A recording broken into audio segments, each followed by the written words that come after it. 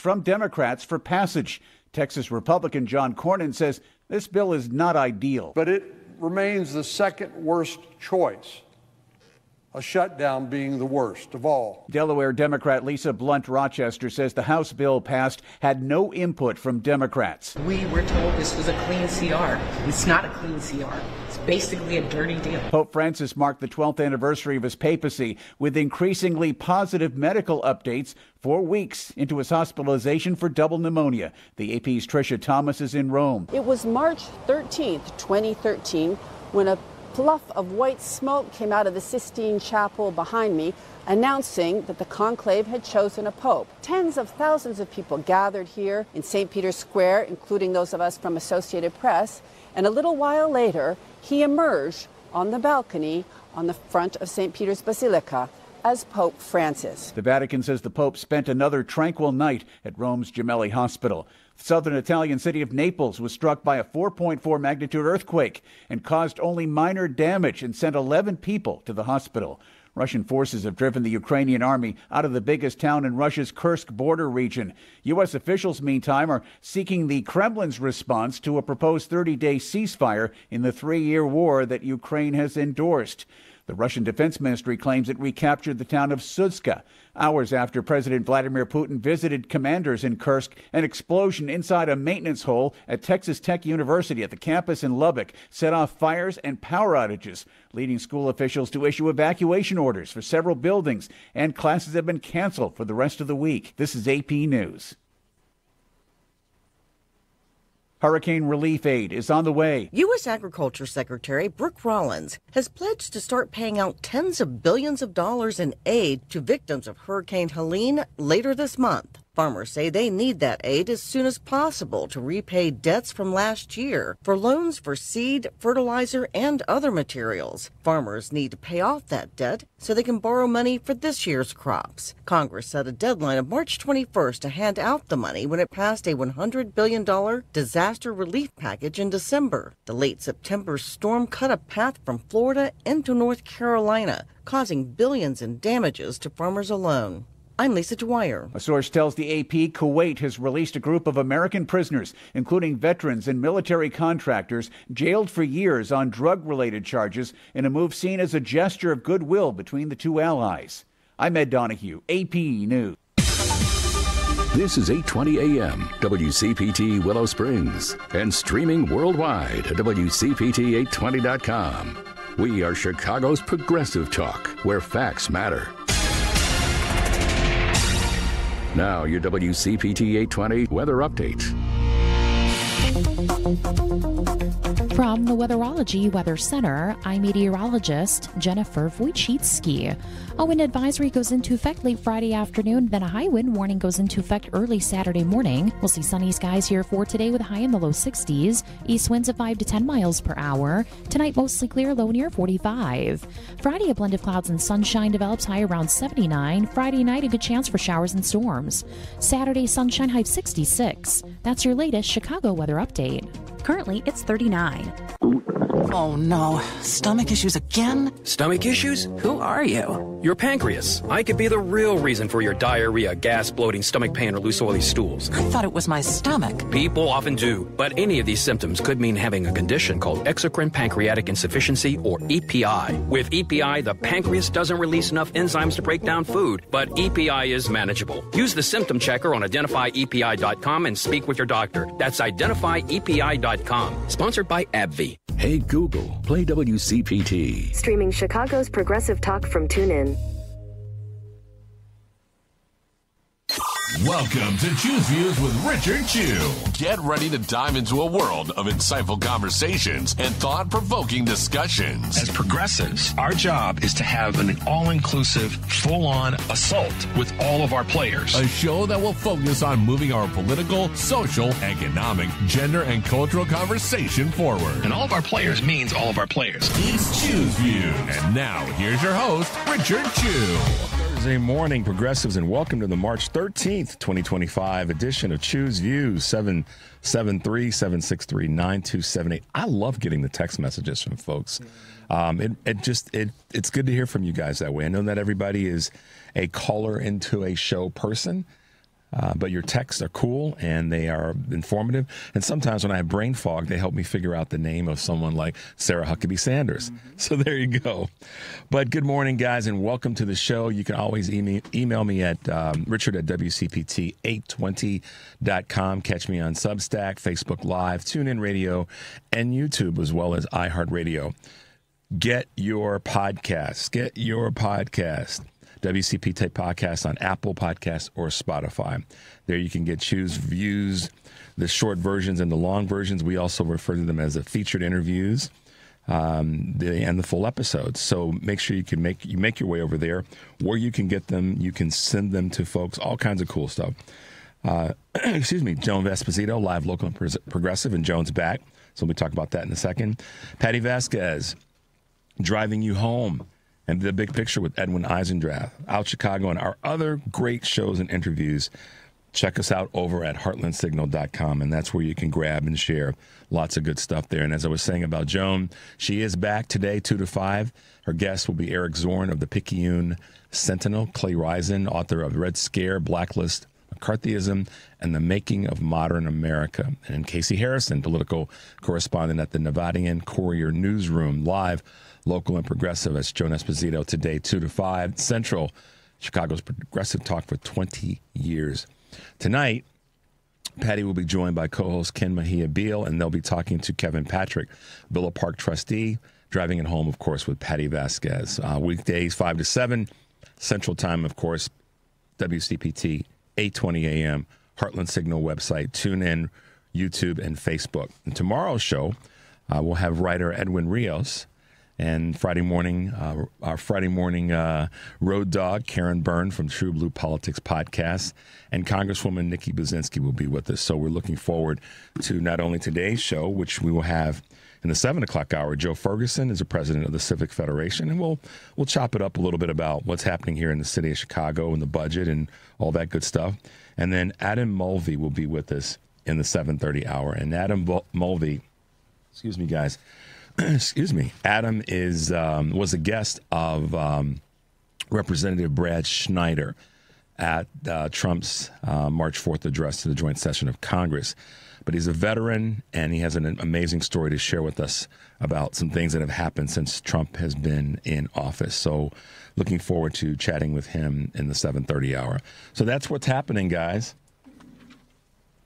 Henry and I are moving tables around and boxes and chairs and all that kind of good stuff. So you hear that background noise. That's because, we're knocking over some tables this morning. Well, kind of, sort of.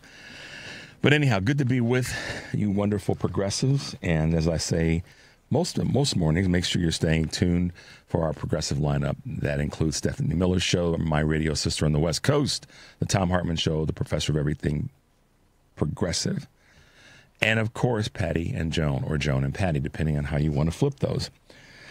So, yesterday, I don't want to get ahead of myself. Yesterday, we talked a little bit about punching the bully in the face. We're going to be doing a little bit of that today, and I'll share with you kind of some thoughts that came my way, and give some credit to one of our listeners. I had an idea about something, and he must have been reading my mind. So I'll talk about that in a second. But let's hit him with some quick choose, views, and news. Henry. On this March 13th, 2025. Inflation was slower than expected. A key price gauge yesterday rose less than expected as economists tried to parse the impact of tariffs on growth and inflation. The U.S. Consumer Price Index rose an annual 2.8% in February, down from 3% in January. Excluding volatile items such as food and energy prices, the core measure rose 3.1%. The least since 2021. The report is one of the last before the Federal Reserve meets to set interest rates and release economic projections next week, which we'll keep you posted on. Metal tariffs are escalating this trade war. U.S. tariffs on steel and aluminum took effect on Wednesday, ramping up a global trade war through a 25% levy on, I can barely say that, 25% levy on imports of the metals. We've got some more data on that in a bit. The same day, the European Commission vowed to impose counter tariffs on about $28 billion worth of U.S. goods from April. And Canada said it would add tariffs on $29.8 billion worth of American goods. That's expensive, y'all. And Caroline Leavitt does not know what she's talking about. And yes, we should challenge her lack of intelligence to not understand that tariffs are not a tax, that they are going to increase costs on the American people because they are a tax that gets passed on, or a cost that gets passed on, whatever fancy word you want to use, to the American consumer. All right, let's see. 8.9 million people have multiple jobs. This one, I rarely get blown away, but every now and again, one job for about 8.9 million people in the United States. That's no longer enough, according to February's jobs data. More people than ever have multiple jobs, dating back to when tracking began in 1994. The findings could signal that employment opportunities are easier to come by, but the more likely reason for people holding multiple jobs is the persistence of inflation. Now, the opposite side of that is wages are not rising. So we can talk about inflation all day long, but if wages were to go up in line with inflation, or just in line with the experience that people bring to jobs, CEOs getting paid stupid money. So let's talk about, multiple jobs aren't just because of inflation or the persistence of inflation. They're also because wages have just basically, they stagnated. 8.9 million people represent 5.4% of the workforce, a share not seen since April of 2009. Wages. Raise wages, people will stay longer, and they won't have to worry about having to have multiple jobs and other, hustles. It's simple. And that's not a middle class conversation. That's a American consumer, American worker conversation. So companies need to listen to that. DOGE cuts may delay unemployment. What does that mean? The mass government layoffs continue. And as they do, states are warning of delays in unemployment payouts to affected workers. Per a lawsuit filed by several attorneys general, the surprise nature of the cuts has left state agencies unprepared to deal with the surge in jobless claims. Unlike private employers, which fund unemployment insurance via a payroll tax, the federal government reimburses states after a claim has been verified, a time-consuming process that leaves laid-off workers without a key financial lifeline in the interim. These guys just hate the government. They hate what the government's done. But in every case, Trump got tax write-offs and tax abatements to build, both on a state level and on a federal level. Musk has gotten them through his contracts with it. They hate the government. Peter Thiel, all of these, ragamuffins have gotten them to continue to build their businesses, but now they want to take away the support systems for other people. All right, moving on. LA homes hit insurance hurdles after the wildfires in January burned more than 50,000 acres. Los Angeles County has ambitious rebuilding plans. Pacific Palisades was the most affected neighborhood, losing more than 16,000 structures. It's now proving the most difficult to rebuild, with homes worth up to $30 million. Finding insurance is a huge hurdle.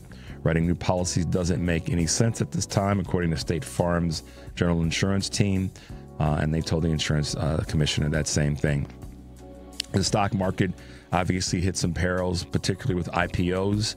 This week, Wall Street prepared to kick off some high-profile initial public offerings, including CoreWeave, Klarna, and Hinge Health. Stock market turbulence and the prospect of further volatility are casting uncertainty over the path to listing, according to Bloomberg. And last but not least, the education department will lay off 1,315 workers, about half of its staff, as part of the Trump administration's wrecking ball cuts to federal government agencies. The department, which had 4,133 employees at the start of the year, is responsible for managing federal loans for higher education, overseeing student achievement, and upholding civil rights laws across schools. An additional 572 employees took voluntary severance packages in recent weeks, and 63 probationary workers were let go last month. Let me come back to something in this. The department, which had 4,133 employees at the start of the year, and this is the key thing, is responsible for managing federal loans for higher education. So what Trump and DOGE and the administration is saying is that that they don't believe and want to support higher education. Overseeing student achievement. They don't want that. But I thought we were supposed to be competitive with the rest of the world. Private schools are not going to, step in there. And then this is the one that really, gets me, because this is where the MAGA crowd and Republicans and the GOP really are. Upholding civil rights laws across schools. So let's understand something. That doesn't mean making sure that black kids get in schools. That means that young girls don't get mistreated in the school system. So there you go. A little bit of Choose Views this morning with my sarcasm added to it as well. Let's take a quick break, Henry. The number is 773-763-9278. This is Choose Views, and we'll be right back.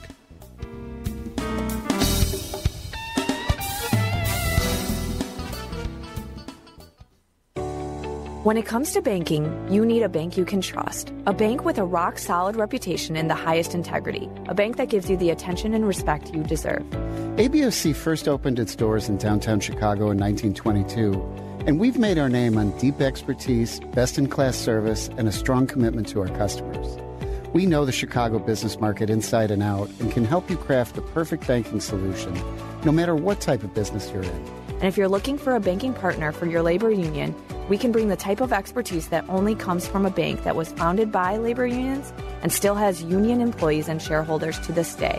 Whether you need a deposit account, loan, trust services, or investment management, ABOC has you covered. Let's work together to manage your finances today while planning for a better tomorrow. ABOC, a bank built on a strong foundation. Visit aboc.com to learn more. Member FDIC. Hey Google, play WCPT. Streaming Chicago's progressive talk from TuneIn. You're listening to Choose View with Richard Chu on WCPT 820, Chicago's progressive talk. Welcome back to the show, Progressives. Shout out to my man Brett, who's on the road out and just left Denver. Not that I'm putting his business in the street, but Brett, be safe on the road today. We know you're out there taking care of folks and doing what you do, so we appreciate your version of service. And I heard something that I want to share with you guys that you guys should be mindful of. And when we talk to Adam today, we'll talk about this a little bit. Stop saying to military men and women, thank you for your service. Stop saying that to them. If you're going to say that to them, say thank you for your service. What can I do to help? I'm sick and doggone tired of hearing folks, they see a military man or woman and they go, thank you for your service. It's like a lead balloon, Henry. Because a lot of these knuckleheads, I don't mean the servicemen and women, I'm talking about a lot of these people that use that as a default, like I'm a patriot, I'm a believer in the troops. If you are, and you voted for Trump, then you're a damn lie. Okay, so I'm going to back up a second because you guys have to understand a little bit of my chutzpah this morning. Yesterday, I talked about punching the bully in the mouth, and I still mean that, but I want to add something to it in case this wasn't heard. And this is why, guys, I remain humble. I remain forceful, but I remain humble in the show. I got a great email from one of our listeners, Scott. So shout out to you, Scott, this morning. He said, Richard, I'm just giving you the edited version. Richard, just be mindful. I heard you mention hitting the person in the face multiple times. I did say punch him in the face, punch him in the mouth, punch back. And he said, I'm sure many of you listeners know what you're talking about, but just in case, and again, I'm giving you the edited version, someone just turned it on or walked out of the room and heard when they came back, they heard you say punch him in the face. Steve said, Richard, maybe we should add to this, punch back with facts by doing your homework. And that's where, to the part about what Cliff said yesterday, Cliff Cash, check out Cliff, by the way. What he was saying is have your stuff ready so that you can have those conversations and you can punch with some with facts. So just shout out to you, Steve, for just reminding me of that. I want to make sure that you guys know that I'm saying punch with facts. Do your homework. Know what you're working on and why you're working on it, and then who you're going to punch with or punch to with facts and information. That being said, now, We're going to do a little punching this morning. This morning we have I had this on my mind, and then it just turns out that we have the clips to support it. And so this morning we're going to do a little bit of punching, because I know that a lot of folks are saying, where in the hell are the Dems, and why aren't they fighting a little bit harder? They are. Bernie's not the only one out on the road doing stuff. There are others who are out there. And that, as I've said, and I'm hoping that they're going to do this, seriously hoping they're going to do this, Henry, and that is go into Republican districts. Seriously. That being said, Henry and I put together a few clips that you guys, I think, will appreciate in this next 40 minutes before we hit the 7 o'clock hour with our guest. And I've got a couple of leading items that we'll talk about as well. But for now, my man Henry has a clip that I think you guys will appreciate. Representative John Larson. He's been a flamethrower for a while, but I guess he decided to make it public yesterday. So let's give it to him, Henry. This is indeed a sad morning. Very sad morning. When this committee, the oldest and most continuous in the Congress, neglects its responsibility and essentially holds this hearing today to block any further discussion. The men and women on this committee are good people. They're honest and caring people. And that's why I do not understand why you would relegate this committee to no longer being of significance and resort to saying you will do whatever Elon Musk and Donald Trump tell you to do. Where's the independence of the committee? Where's the legislature? We're an equal branch of government. And you start off with a blather, and yet look at the empty seats here. Where's Elon Musk? I'm sure he's a genius and is a very credible person because of the wealth he's accumulated. But that does not put him above the law or the responsibility to come before this committee in this Congress. If he's so great, if these plans and all the fraud and abuse that he found are so evident, why isn't he here explaining it? You know why. Because he's out to privatize Social Security. He's been on television the last couple of days talking exactly about Social Security, Medicare, and Medicaid, and what he intends to do. Privatize it. The American people, some of them may have been born at night, but not last night. I can hardly sit here. I was hoping to just let... So what I would say to that is, kudos, Representative John Larson. Pick up the phone today, progressives all over the country, and call his office. Call his congressional office and let him know we got you. Let him know we heard you. The world heard you. Certainly those in that chamber heard him. When I talk about supporting our representatives, and we know that they have, we know what they know what they signed up for, and they should know what their tasks and responsibilities are. When someone steps up and does this, we have to be there to support them and let them know kudos for what you did, because it does a couple things. We're all human.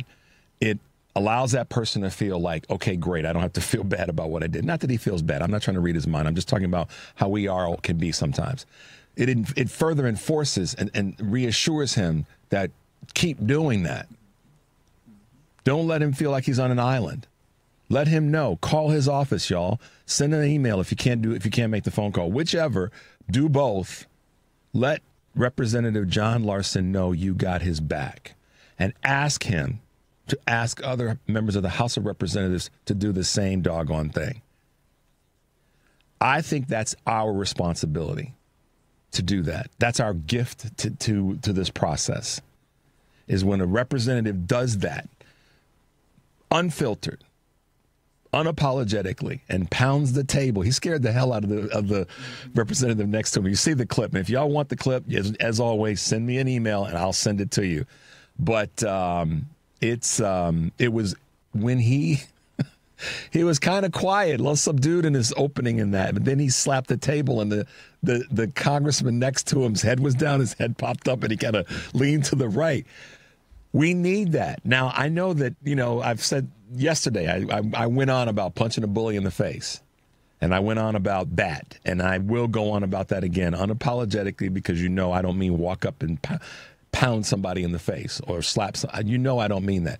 The point I want you guys to take from this is that's the kind of fight that has to be there from the Democratic leaders across the board, up and down, state, local, regional, national. That kind of energy is going to draw those 69 million people off the couch. Hopefully. It'll inspire them that they're fighting. That's something you want to follow. That's why I wanted to bring that clip to you guys early in the show today. That's also the kind of energy with facts, thank you, Steve, that we want to take to people when we're having a conversation. And also what Cliff said yesterday.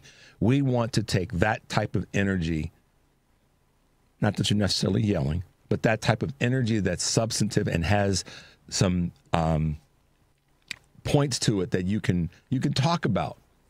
We don't have to apologize anymore, you guys. We don't have to be, overly pleasant about it, candidly. We can be respectful, but we can also be forceful. And I'm telling you, that's gonna, it's gonna help you. It's gonna help you through this process. Don't let anybody come up on you with this garbage.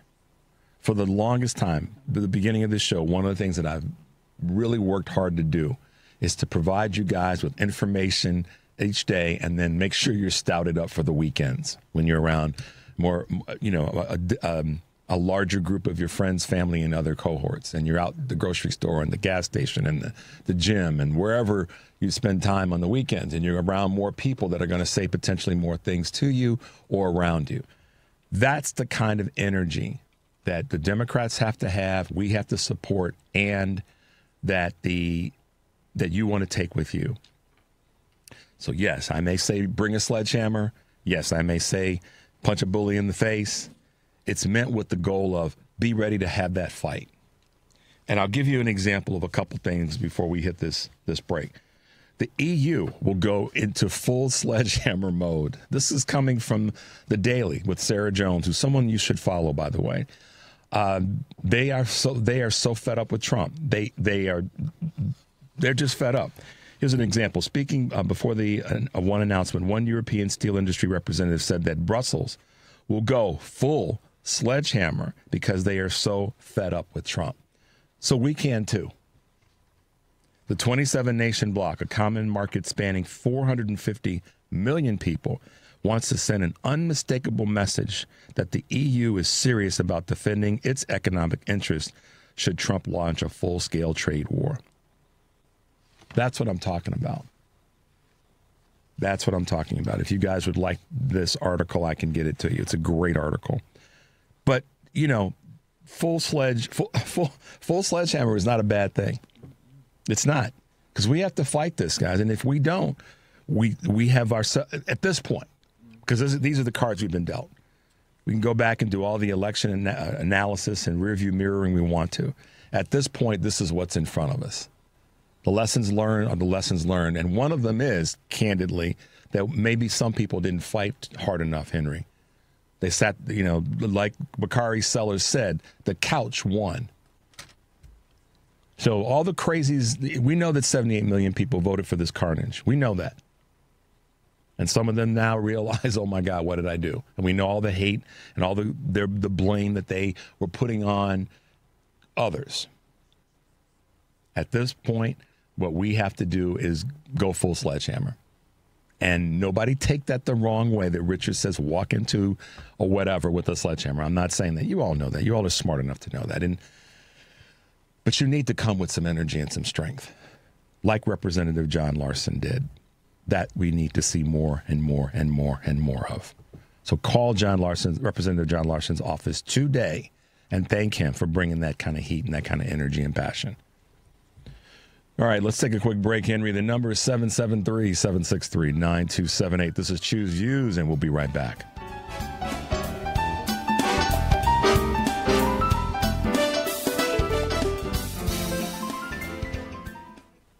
Question: where were you on May 3rd, 2005? If you were listening to the radio, you may have heard the first day on the air for WCPT. On Saturday, May 3rd, WCPT is celebrating 20 years on the air with a big live broadcast from 11 a.m. to 3 p.m. We'll be at Max and Benny's restaurant in Northbrook, and WCPT listeners can attend this special 4-hour broadcast. Al Sparks will kick off the celebration with the WCPT broadcast team. Richard Chu, Joan Esposito, Patty Vasquez, and Scott Duff, as well as surprise guests from our 20-year history. It's the WCPT 20th anniversary, and you're invited to come and celebrate with us. To register for this special event, go to WCPT.com and click on the WCPT anniversary banner. Seating is limited and will sell out quickly. Go to WCPT.com today to register. See you on Saturday, May 3rd from 11 a.m. to 3 p.m. at Max and Benny's in Northbrook. So spread the word that WCPT is just great.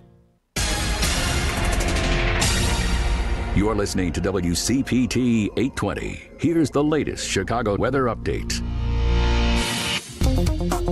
From the Weatherology Weather Center, I'm meteorologist Jennifer Wojcicki.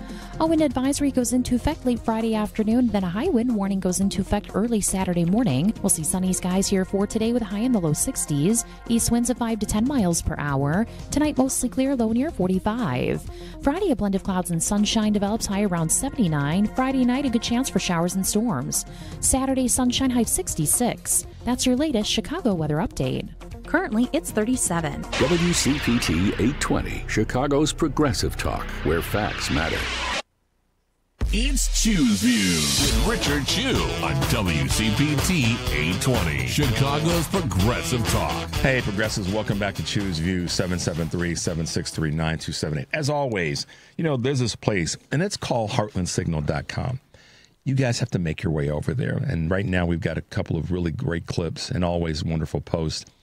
William Muck has a great talk, a great piece, I should say, on Sean Casten's talk with Trump believing, in America. Let's see. What else would I recommend you guys check out? Mike Johnson says he's an incumbent protection in the incumbent protection program. That's a real interesting interview that you'll want to check out. And then Rebecca Cook launches her third challenge against Representative Derek Van Orden. That happened this week. Democrat Rebecca Cook, who will be running for Wisconsin's 3rd congressional district, in an effort to unseat Representative Derek Van Orden, who has been doing an absolutely awful job. So heartlandsignal.com is a place to be. Great information, both clips, videos, and articles that you guys can share with your folks. Let's grab a quick call, Henry. Let's see what Donna from Rogers Park has to say this morning. Good morning, Donna. Welcome to Choose Views. Good morning, Richard. How are you today? I'm doing well, thank you. And yourself? Trying to make it. Listen. Is it any kind of way that we can look into levying some type of fines and penalties against T. Musk and his bros for raiding the coffers? Because, they're not using the courts. They're not doing anything illegal. They bypassed all the checks and balances, and they're in there stealing money to cover the tax breaks. So I'm saying, is there a legal way that we could levy some fines and penalties against this group? Well, so we can recoup some of this money legally. As a not practicing, I'm not an attorney. I know you're not an attorney. I'm not either. But I'm saying, have you ever? What's happening right now? Nobody's experienced before. So we need to look into some non-experienced ways of dealing with it. Right. Well, so this is where the attorneys generals have been stepping up in different states in terms of pushing back and making sure that they're filing the lawsuits that are impacting the states that they represent, as well as if there's been any financial breaches that can be brought in front of the court. That's what I'm reading. That's the information that I'm getting, Donna. Now, the content of those suits, I haven't read into them enough to tell you what the content is and what the filings are. But what I will say is that the attorneys generals have been doing that. Here in Illinois, our own Kwame Raoul is one of the leading voices in that space. What it's going to reap in return, I couldn't even tell you, but I know that they are trying to be that firewall. One. Two, this is... The reason I'm saying that, I'll tell you what I'm saying. If one of us did something like that, we would be... If we didn't get arrested, we'd be paying fines, we'd be paying penalties. We'd be spending money out of our pockets legally to cover this illegal action. So I'm just saying, I don't care if he is president and this co-illegal president. It should be some kind of way where they have to be penalized for what they're doing, some kind of financial. I'm sure that they're working, but they really need to work harder, I think. Well, that's why John Larson, Representative Larson, who we had that clip on earlier, what he's saying is so accurate. What needs to happen is we need to start with on a congressional level. The AGs are going to do what they're going to do, but on a congressional level, the House, the Democrats in the House should be forcing the issue to have those people brought in front of Congress. Like John Larson said, where is Elon Musk? Why is he not sitting in this committee in front of a hearing, at a hearing? It's that needs to happen. Listen, Donna, the challenge, and we all know it, is that we did not win the House. Had we won, we didn't win anything. Had we won the House, we would be able to bring more heat. But that doesn't mean that the Dems don't have heat to bring. And what Representative Larson did yesterday is one of those things that has to happen in that volume every single day.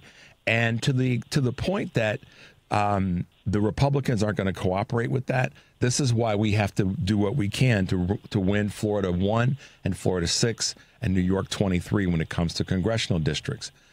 So there's a part of this that I have to put it this way, Donna, so that, folks don't think I'm looking at this with rose-tinted glasses on. There's a part of this that we have to fight to make happen. And that's why I'm saying those phone calls, they do matter. If you don't believe me, look at what happened when it came to some of the pushback on some of the federal funding.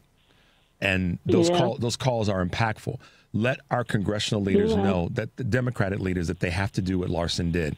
And we have to then be able to support the candidates that are running in those 3 districts to make sure that if we can pick those off, it changes the game dramatically. I don't think people realize how seriously important it is for us to win those 3 seats. We win those 3 seats. Most definitely. And I know it's hard. And I know that the one that's probably most easy to win is going to be New York. But it's an incremental move. But if we were to win all 3 of those, it changes so much. It changes so much in a heartbeat.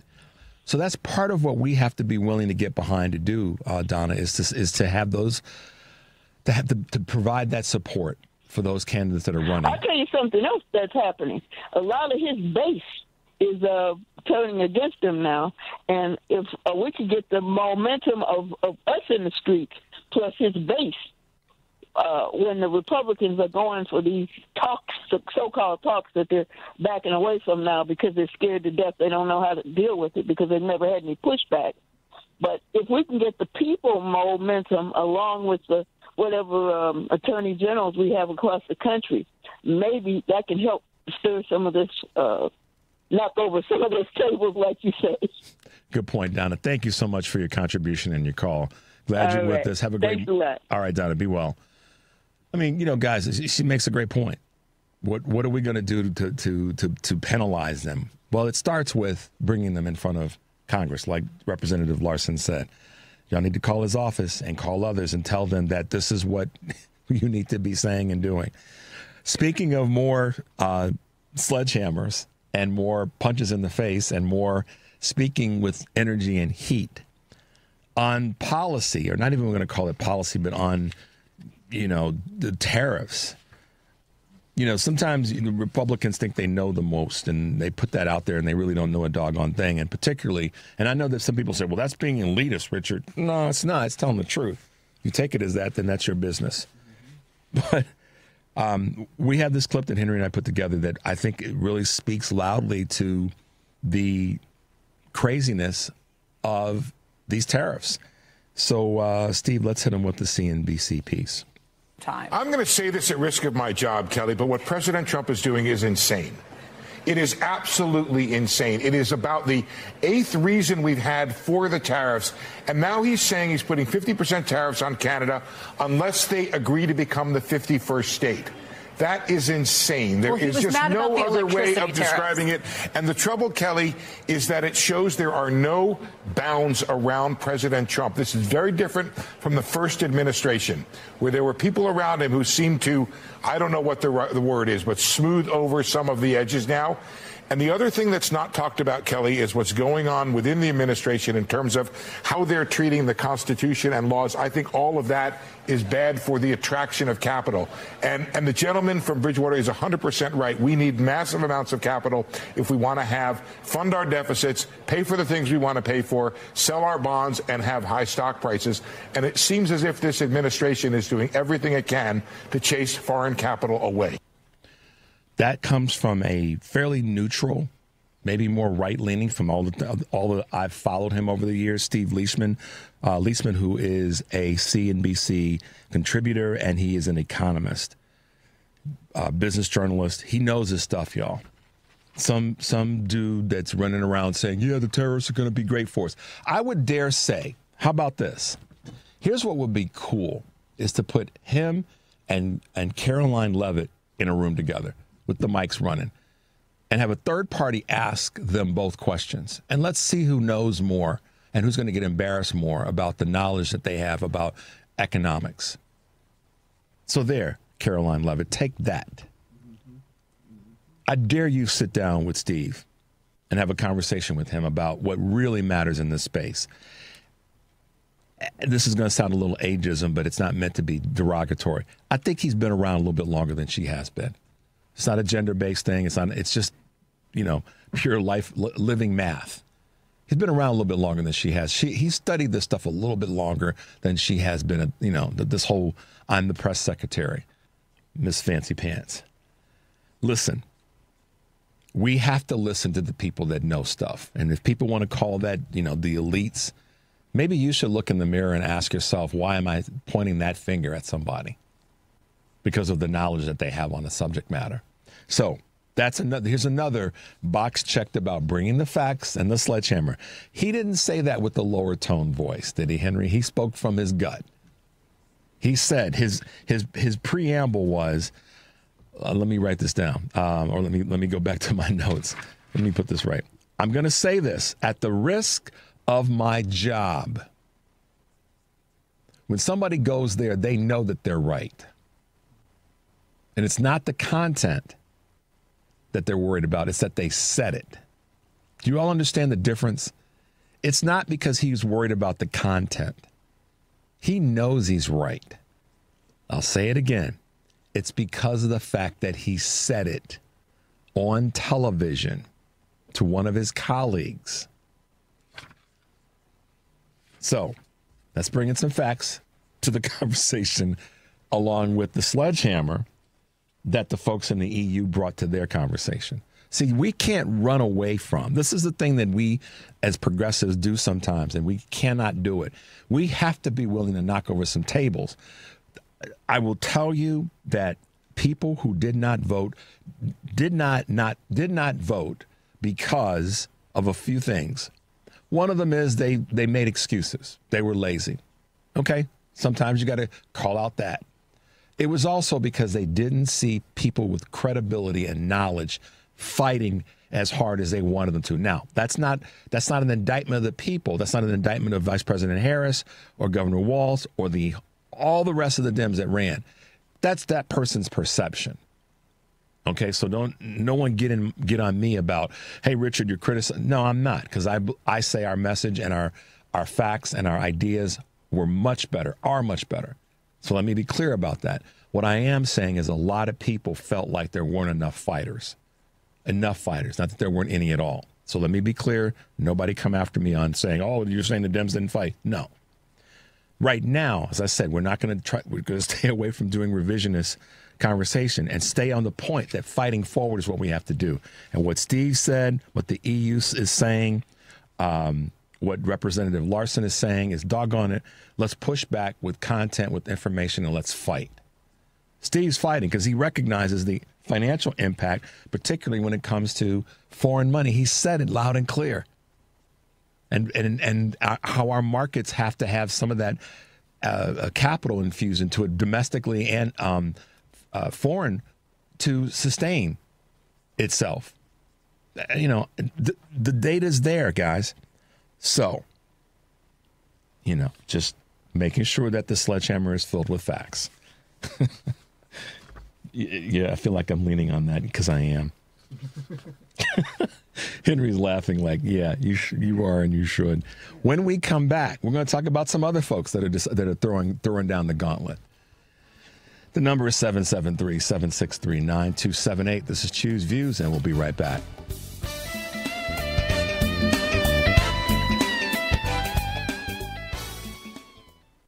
Greece is cheap. But the airfare costs a fortune. Paris? Not much closer, and again, airfare... What about Puerto Vallarta? Let's face it, flying anywhere is just too expensive. Wait, what's this? Low-cost airlines. With one call to low-cost airlines, you'll drastically slash your travel costs. We're talking insanely low airline prices to any of your favorite destinations. Where would you like to go? London, Rome, Costa Rica, Australia? Wow, that's cheap. So why wait? Call now to learn how crazy cheap it is to fly anywhere in the U.S. or international. Our prices are so low, we can't publish them. The only way to get them is to call to instantly hear the most amazing best deals on airline travel. It's that easy. So call now and start packing. 800-708-3091. 800-708-3091. 800-708-3091. That's 800-708-3091. This is WCPT 820, where facts matter.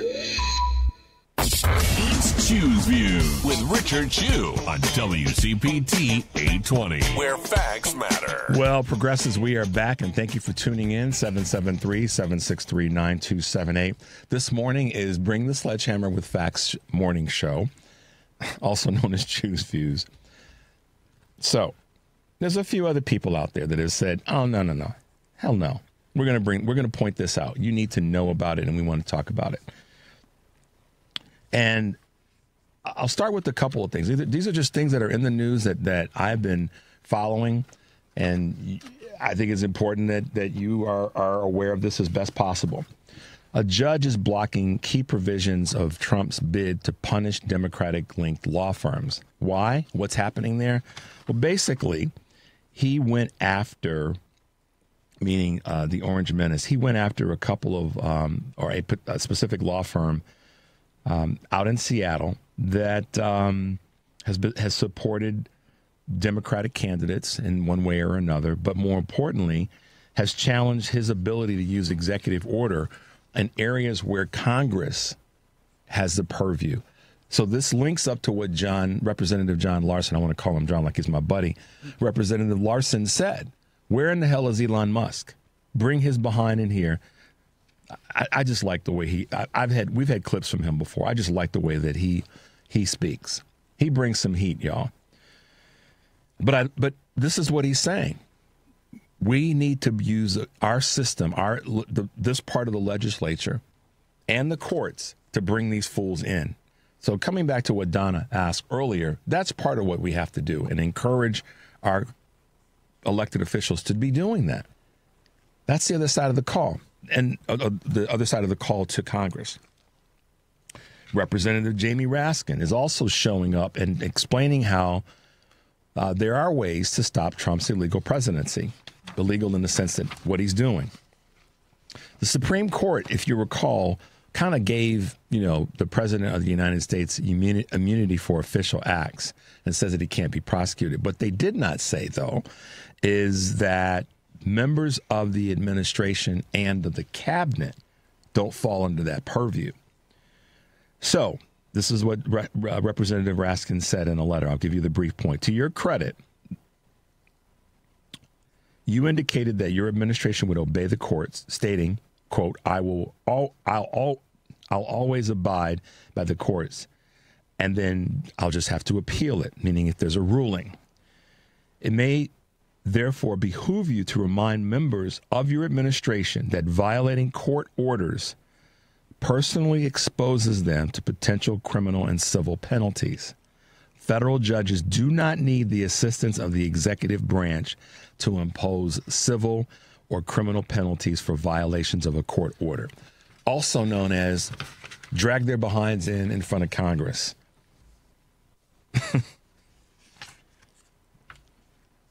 I hope y'all are hearing me. Drag their behinds in front of Congress. So, Representative John Larson is on to something.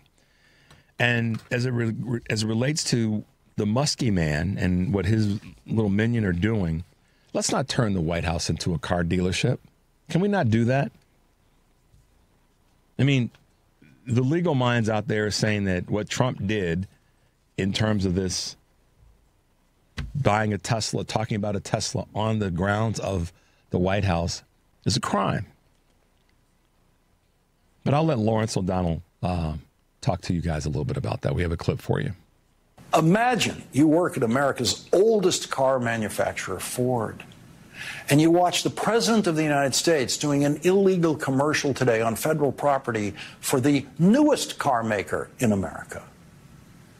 Imagine you're a factory worker at America's biggest auto manufacturer that has the most auto manufacturing jobs in the United States, General Motors, and you have to watch today when the President of the United States does an illegal TV commercial at the White House for America's newest auto manufacturer because the owner of that company has given the President more money than anyone has ever given a politician in American history. NBC News reports a major automaker said, quote, Tesla has benefited more from taxpayer money than any other car maker by far. Now the White House is marketing Tesla's vehicles. What's next? Yeah. So I know people are going to say, yeah, but Joe Biden went to Detroit and drove a Ford F-150 Lightning. Yeah, he did. But where was that done, Henry? Was that done on the White House grounds? And was he reading a script, which was part of their sales pitch? Don't come at me, guys, with stuff like that. My mother used to say, don't walk out of this house prepared. No, don't walk out of this house ill-prepared. So there's some more sledgehammer-ness. Lawrence is right on. We're going to turn the White House into a dealership, and the insult factor that he talked about. So there you guys go. Don't believe me. It's right there in front of you. On another note, in terms of what people are doing and what organizations are doing and what agencies are doing, there's a company that makes Oreos called Mondelez International. Check this out. It's asking regulators for permission to ignore a shareholder proposal that calls for greater transparency on what? The Oreo maker's Russian operations. I wonder why, Henry. I wonder why. They turned to the SEC to quiet call for Russia transparency. I wonder why. I wonder why. So see, guys, there are folks that are out there that are doing stuff. Mondelez, did you get your hand caught in the cookie jar or the cookie bag? Here's what happened, Henry. They were opening up that red velvet Oreo cookie with the little pullback tab that they have, and it got stuck, and now the cookies are all over the place.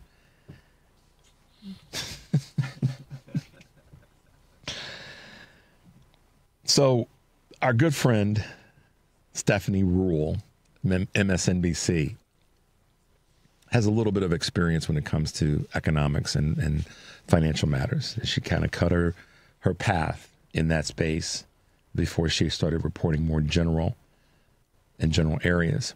And she had a little something to say about this conversation. There is an underlying economics of Trump, and you won't be surprised, I think it's dead wrong.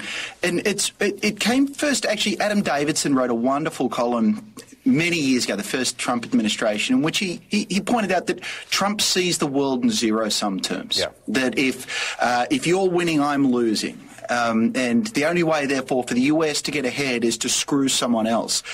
Now, we economists think about the world very differently. One of the first things I teach my students is economics is actually beautiful because it's the study of human cooperation, about people growing my dinner on the other side of the world, and in return I'll educate their children. And it's that cooperation that grows the pie bigger that is the most exciting part of economics, and it's also the part that's completely absent from the Trump agenda so far. So there's the zero-sum thinking, and then there's just the pure chaos. And this is, I learned a word from my kids this week, main character energy. This is a guy who wants to be the subject of every conversation. And the single best way of doing that is announcing tariffs at 10:15 a.m. and getting rid of them at 5:30 p.m. and make sure that people are going to be talking about you for every minute in between. I want to disagree with one point. He does have that boss energy, but here's the problem. He's not getting boss results. The whole idea was he's going to put, these tariffs are just a negotiating tactic. Show me in any of them where the president was imposing the tariffs and then decided to roll back, where he got a ton from the other country. There's not an example of it. But where I want to disagree with you, there are some people who do like the idea of what the president is doing. And those people are part of his base. Because for decades and decades, the United States is losing manufacturing capabilities. Right. We're losing manufacturing jobs in this country. That is real, right? If you go to rural America, if you go to the Rust Belt. So for some people, the idea of what Donald Trump is doing, trying to bring manufacturing back, bring those jobs back, that's a welcome sentiment. The problem is there are no CEOs standing behind him saying we're about to build those iPhones here and make those Nike sneakers and make those T-shirts. So we're missing the second half of that trade. And the scariest part to me is, forget the tariffs. Just think about all the jobs that are being lost, right? Tens of thousands of federal jobs. In some states, universities and health systems are the biggest employers. Yes. So when you go to a state like Alabama, or the University of Alabama is the biggest employer, right, where hospital systems are the biggest employers, if you suddenly cut tens of thousands of jobs, there aren't private sector jobs to have. So it's a double whammy. They're saying we're bringing manufacturing back, but we're not. We're just imposing tariffs with no jobs behind it. And what we're doing on the other side is firing people that have good government jobs. And there are no jobs in the regions that they live in to go out and pursue. So this could be devastating to the economy. So Justin Wolfers was the economist that spoke at the beginning of that, but Stephanie put the bow on it. They both, her disagreement wasn't a hard disagreement. It was just, hey, let me shed some different other light on this. And she's spot on. In those communities where the federal employment, the federal job, as I said that before, 83% of the federal jobs are not in Washington, D.C. They're in other parts of the community, other parts of the country, I should say. And I'll give you an example of, once again, another group that's fighting back and pushing back. Speaking of universities, Illinois university leaders show united front as Trump threatens continue to loom. Paul Avadalos, president of the University of Chicago, Tim Killeen, president of the University of Illinois, Michael Schill, president of Northwestern University, and Z. Scott, president of Chicago State University, all got together at a power breakfast yesterday to talk about their reaffirmation of commitments to diversity on their campuses and touting the importance of colleges as vital drivers of local communities. Do you all hear me? These folks right here in Illinois, again, don't have to agree on everything. They're university presidents. Their schools are run similarly and differently. But what they do all recognize is that there needs to be a united front to come together to push back on this craven fool and his minions in the White House and part of the administration. Last quote before we go to a break. Without diversity, we fail, said Tim Killeen, president of the University of Illinois Systems. He added that colleges must continue to engage in, quote, outreach to different kinds of communities to enable them to come in, which is part of our central fundamental mission. They have united and are uniting to stay strong. They're fighting back. They're bringing their own little sledgehammers of facts and information to the party. Illinois university leaders show united front. That's critically important. I wanted to share that with you guys. So this morning's show, this first part of the show, is about folks bringing a sledgehammer with facts to the party and bringing the fire and bringing the heat and bringing the energy. With that, we'll take a quick break. Number 773-763-9278. This is Choose Views, and we'll be right back.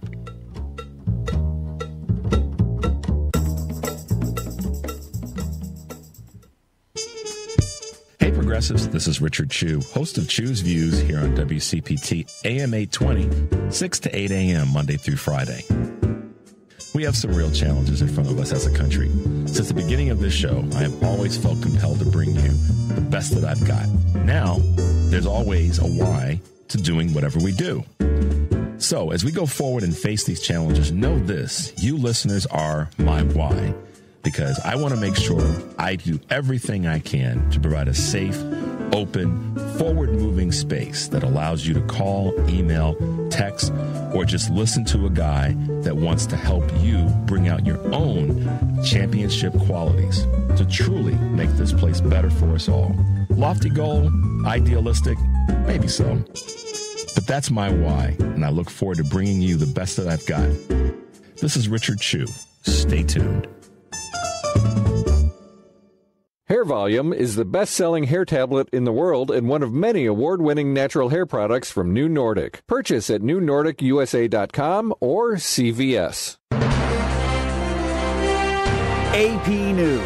Good morning, I'm Ed Donahue. A senior Kremlin official says a 30-day ceasefire proposed by the U.S. and accepted by Ukraine would help Ukraine by offering a break for its military. Yuri Ushakov says Moscow wants a long-term peaceful settlement that takes into account Moscow's interests and concerns.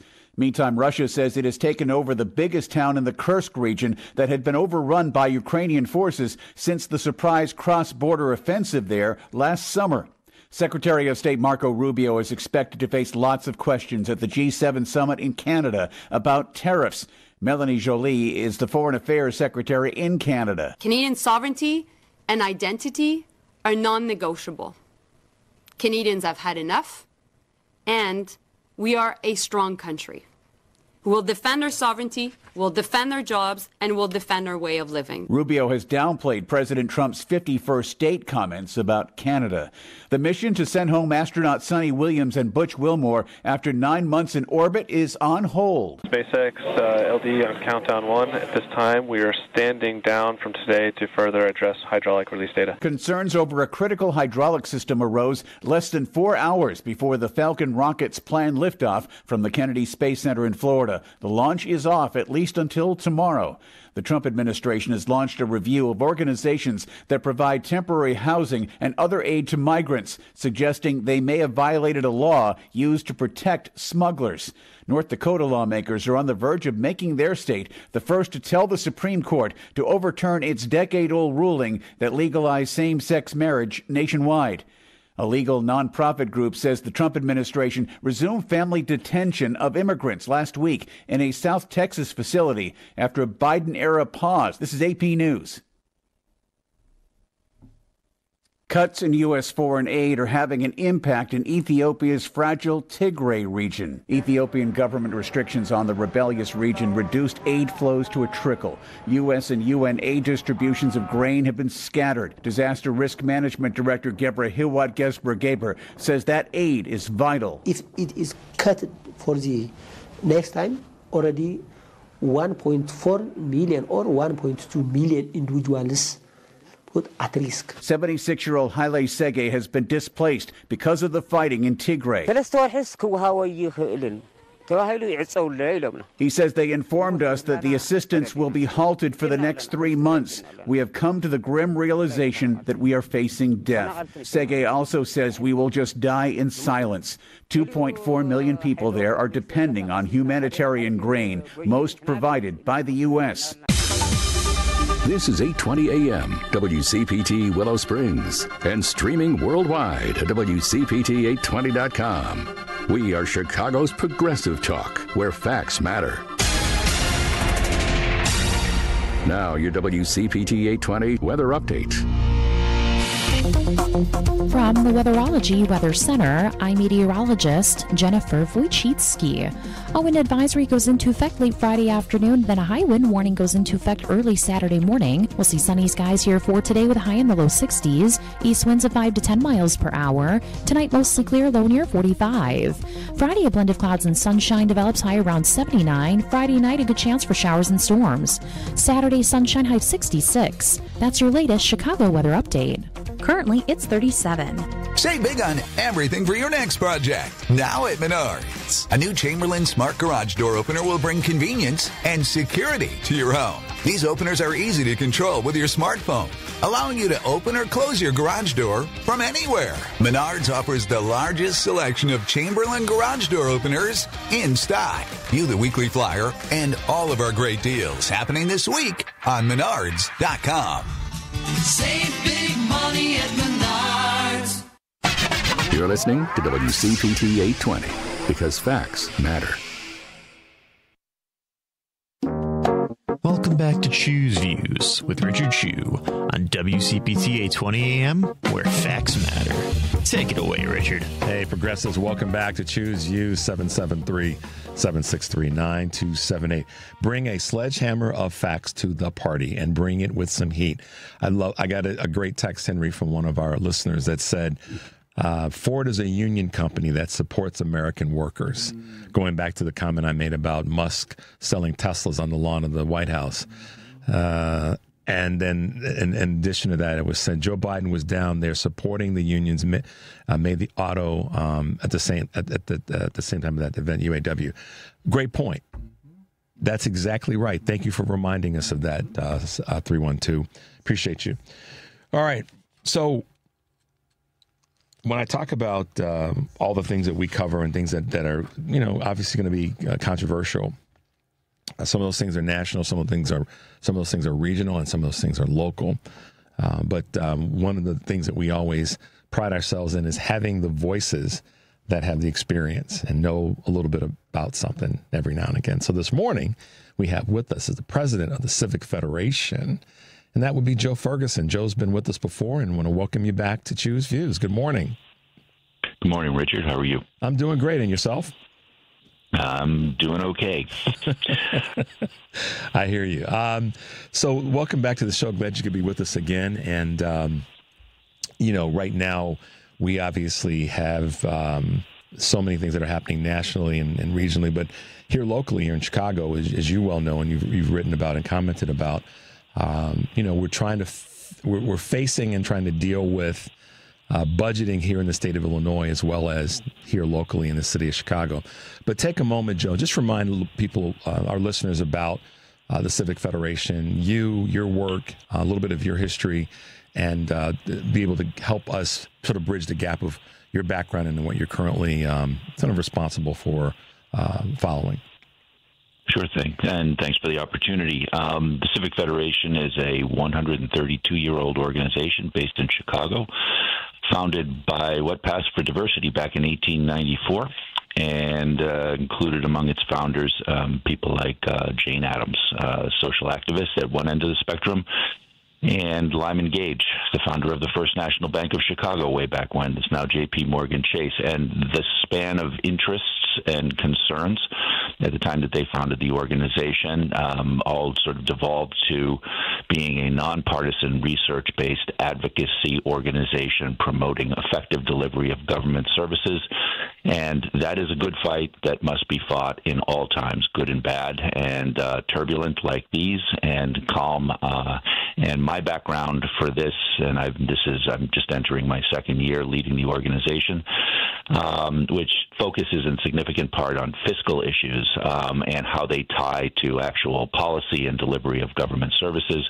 My background before that was about 15 years as a federal prosecutor doing a lot of federal program fraud work, and then 12 years as the Inspector General for the city of Chicago under 3 different mayors. Yeah, nonpartisan is that's interesting. Nonpartisan and bipartisan. I think everything that we deal with is nonpartisan and bipartisan if the people that are involved have the confidence in themselves to go that way. Sometimes, there's I think a misread of what's nonpartisan.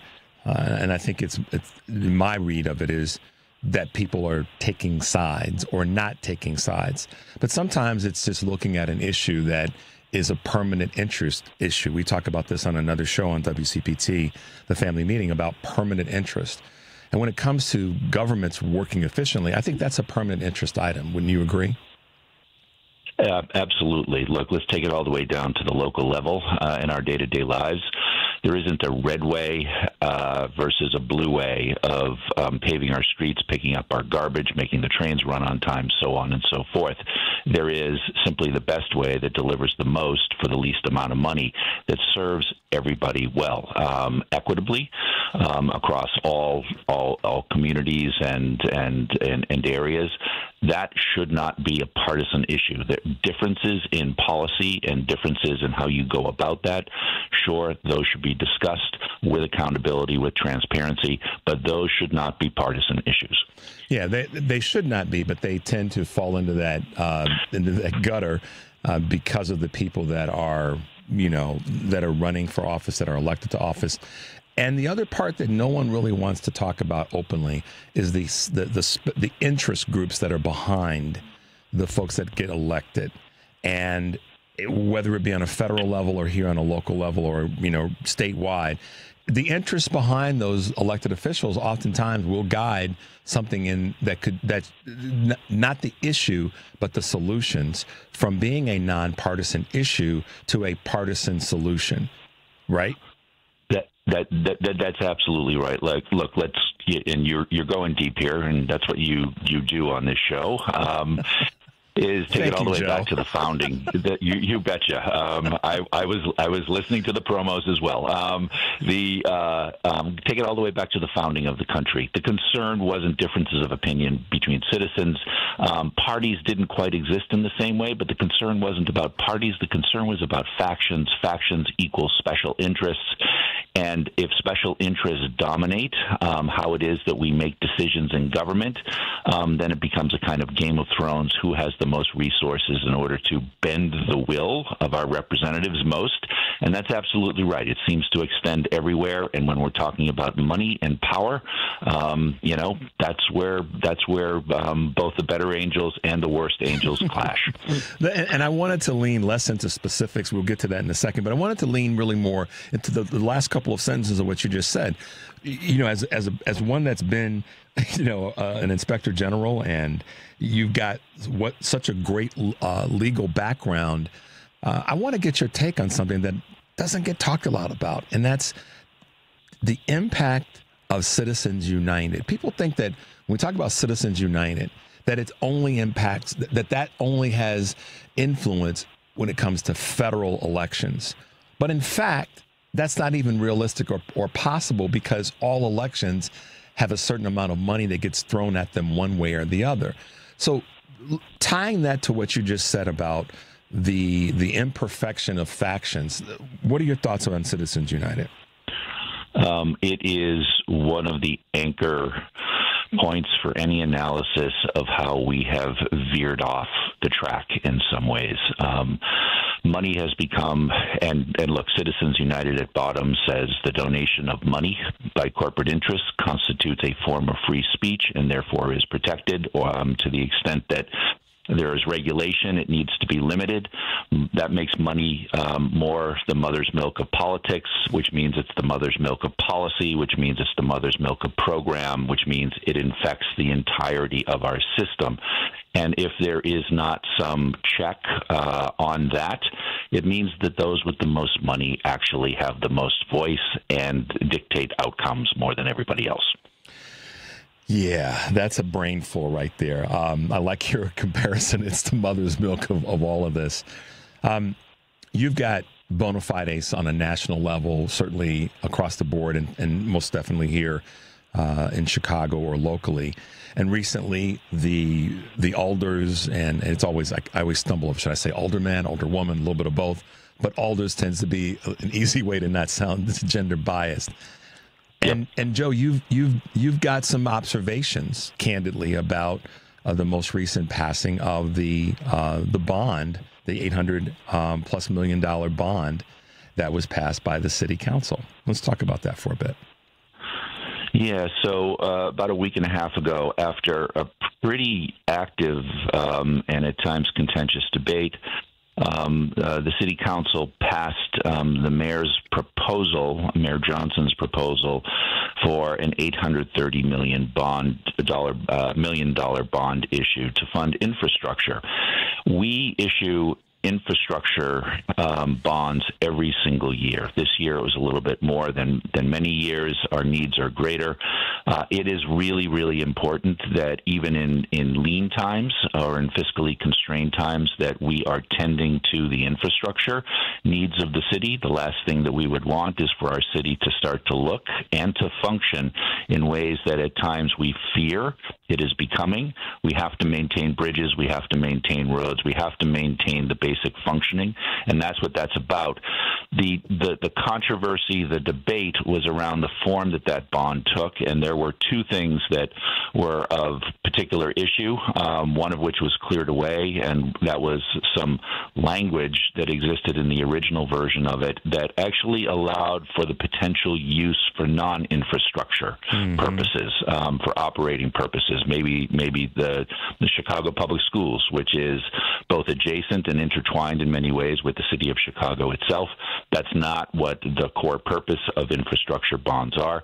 The second is what did land, which is the structuring of the bond, $830 million, in which we are going to be making effectively no payments in the first 2 years and no payment on principal for 20 years, which means that we are going to be, the taxpayers, collectively in the city of Chicago, are going to be paying nearly $400 million more than a conventional bond would cost us.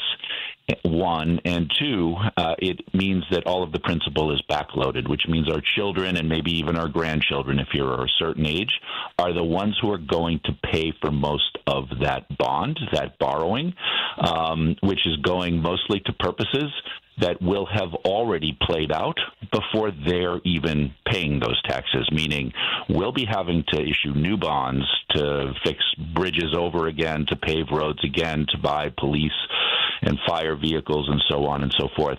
So what we've done is effectively kick the can down the road before we even got on the road.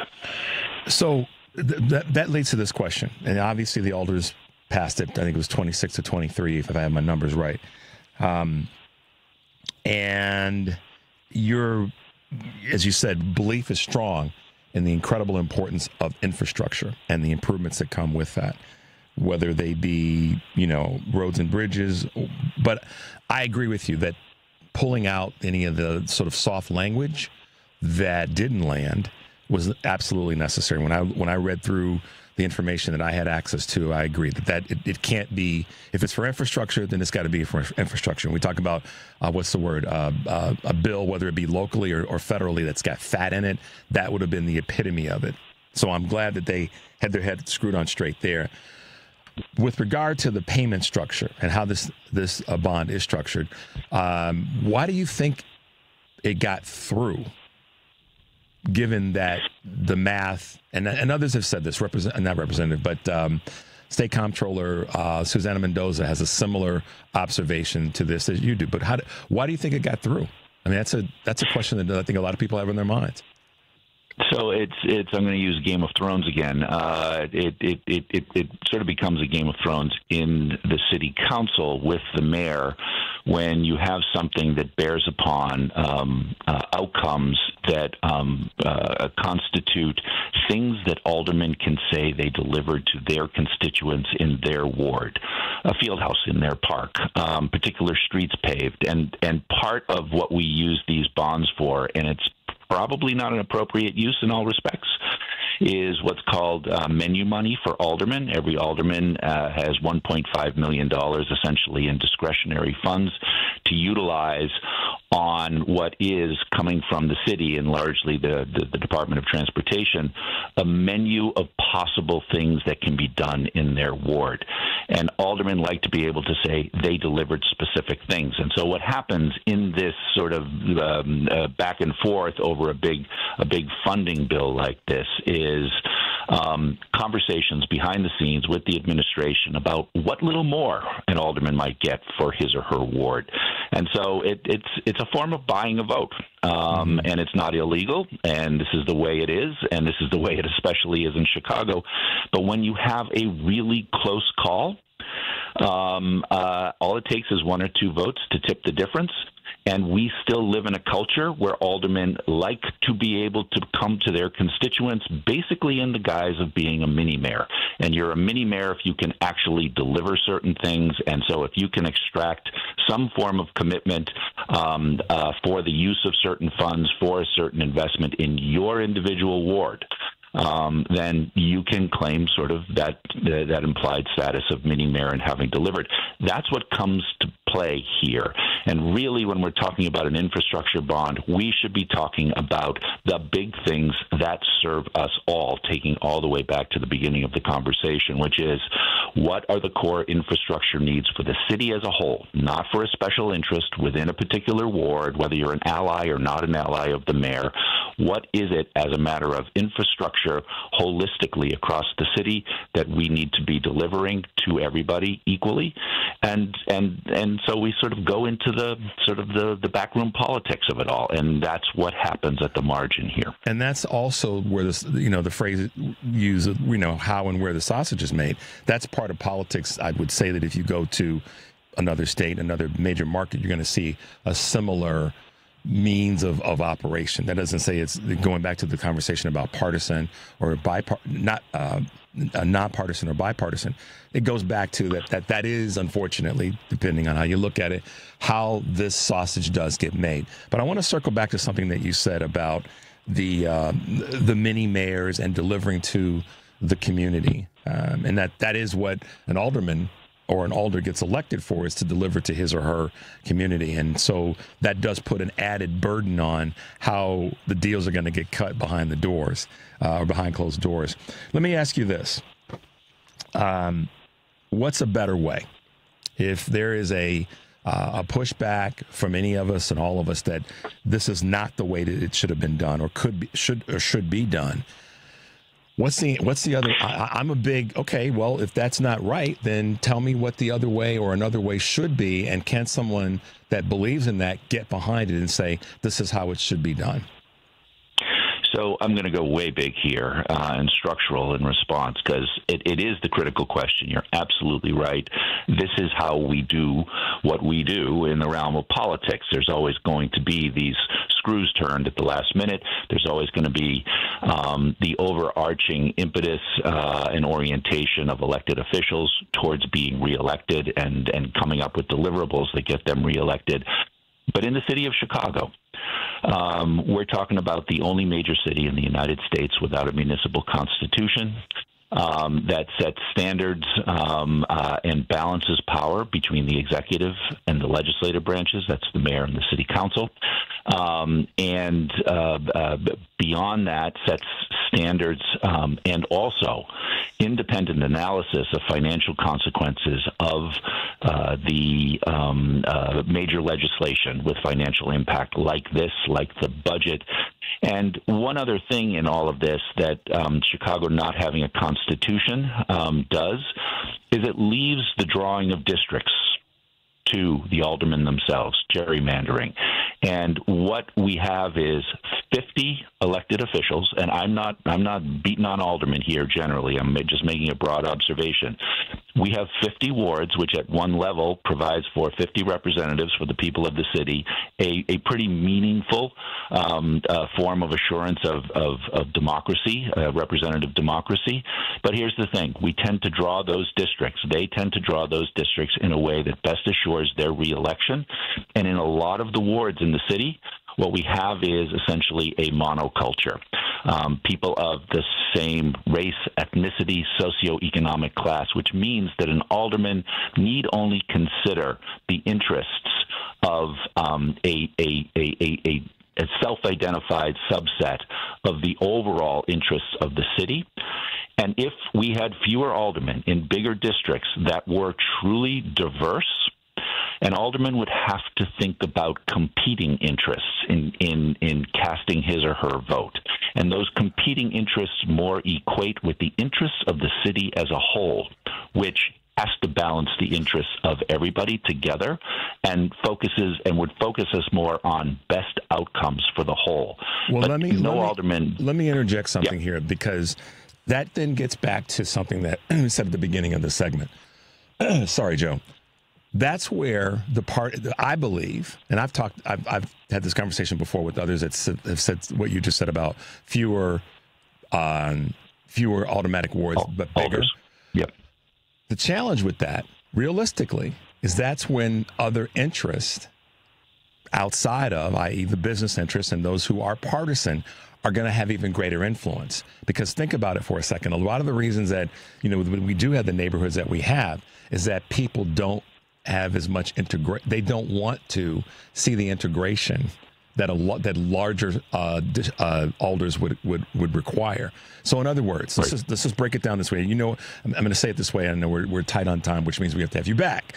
But the point I'm making here, Joe, is that you then are saying, or not you, but the statement is, we have to then make certain areas of the city that have been underrepresented be part of another community, and those folks don't want those people as part of their community in terms of political representation.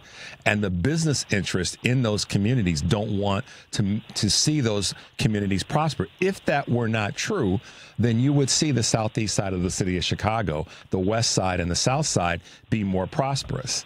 So I get that there's a reason for the fiefdom.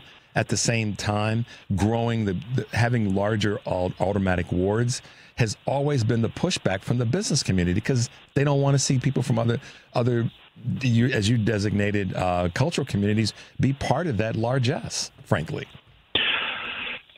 That's absolutely right, and in a sense, we're talking here about the dynamics of the ongoing American experiment, which right now is faltering in a number of respects. But that is a lot of the dynamic that you're talking about, and there are different ways of going about it to try to solve for it in relation to the dynamics of a particular jurisdiction or city.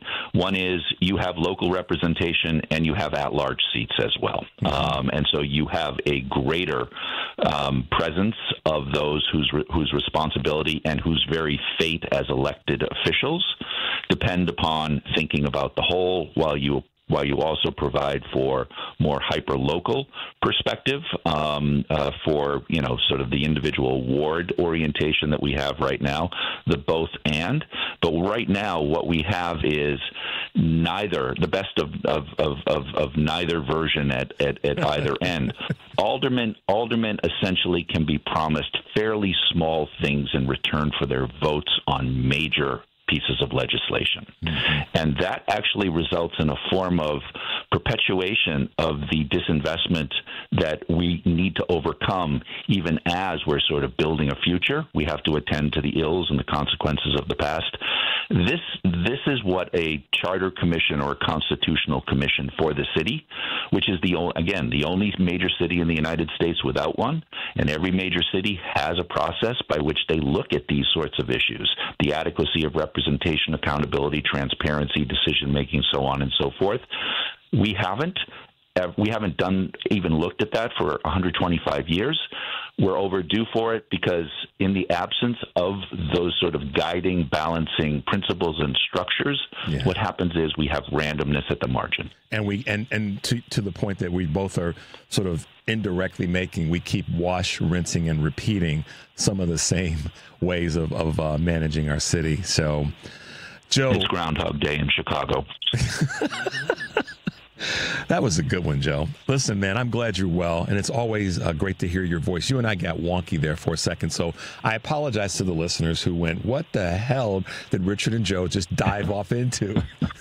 But no, we were supposed to be talking about money.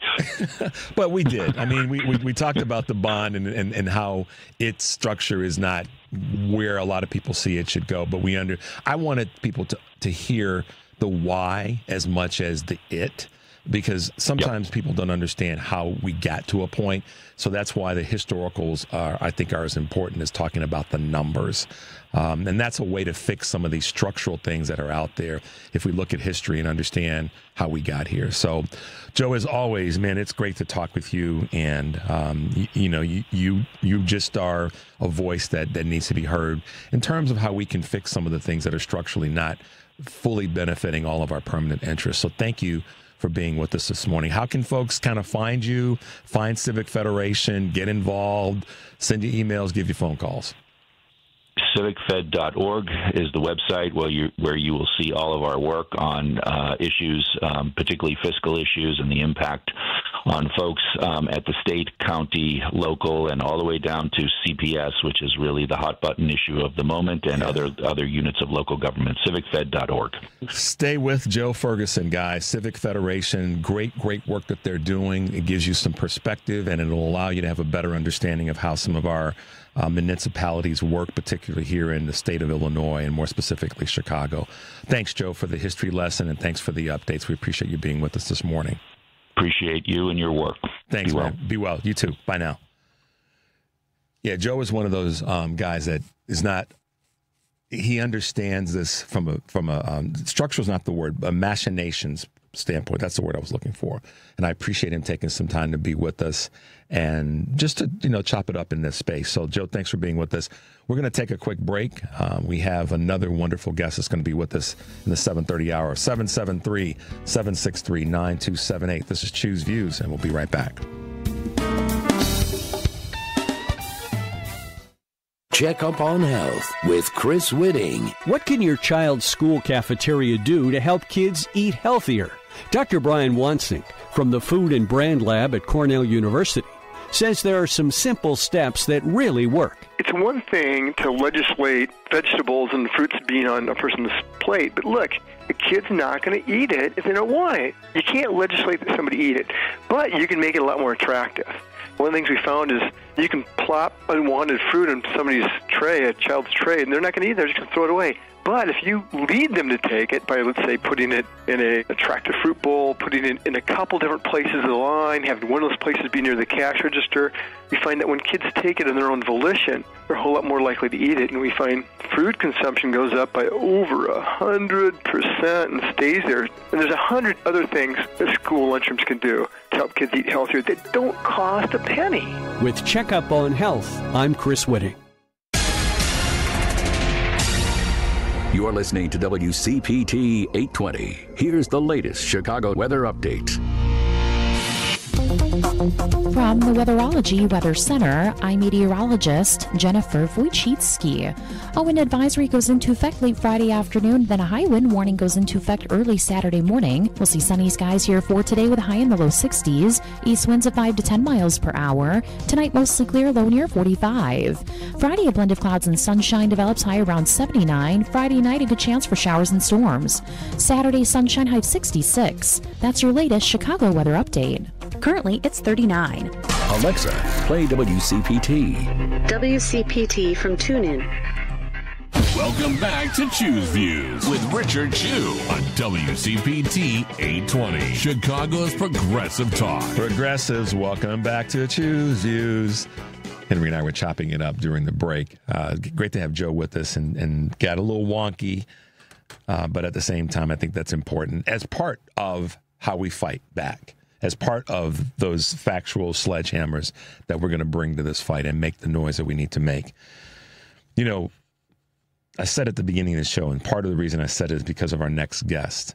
And stop saying to veterans or active duty, thank you for your service. If you're going to say that, say thank you for your service and what can I do to help? What are your needs? What might you be struggling with? Who do you need somebody to talk to? Be bold enough to go that next step. As I say, go the full mile when you're talking to an active duty or retired military person, male or female. Don't just say thank you for your service. They don't say it because they're too respectful to say stop saying that. But I've talked to folks that are retired, that are veterans, that have said it's a nice statement. However, sometimes it falls kind of short of what's needed. But we are blessed to have one of our Army veterans who is very cogent in his observations and also his concerns and fears. That would be none other than Army veteran who served our country for 20 years before retiring in 2019 with the rank of Sergeant First Class, deployed to Iraq 3 times. I could go on, but I'll let him talk about that. Welcome to the show, Adam Mulvey. Good morning, Adam, and welcome to Choose Views. Good morning, and thank you for having me on here. I think a lot of what we're going to talk about needs to be said, and I thank you for pushing the content for those that haven't heard it yet. You got it, man. Well, listen, I will say it. Thank you for your service, but more importantly, we want to have you on the show so that we can try to find out ways to keep you propped up and how we can be of service to you. And so I want that to come out early. Listen, man, I'm going to dive right in the deep end of the pool. You were Representative Brad Schneider's guest at the Trump address last week in D.C., and you were there to observe what went on live, not Memorex. So I'm going to ask you kind of a 2-part question. Tell us a little bit about that, but also, unfortunately, you guys don't know this, but Adam is one of the fired federal worker Army veterans that's concerned about the VA. So, Adam, tell us a little bit about last week, but in a broader sense, talk a little bit about your views and your concerns about the future of the VA. Well, the adrenaline has worn off from last week. It was an honor to go and meet Representative Schneider. I'm new to Illinois, so I didn't know him before this. But he's been tremendously helpful and graceful, and talked to my family and made sure that I was okay. And just like you said in your introduction, he asked, what can he do to help? He didn't worry about platitudes. He wanted to know what action could be taken. So he invited me down to D.C. for the joint session of Congress, and it was a wonderful event. I'm a lifelong studier of history. I was a political science major in college.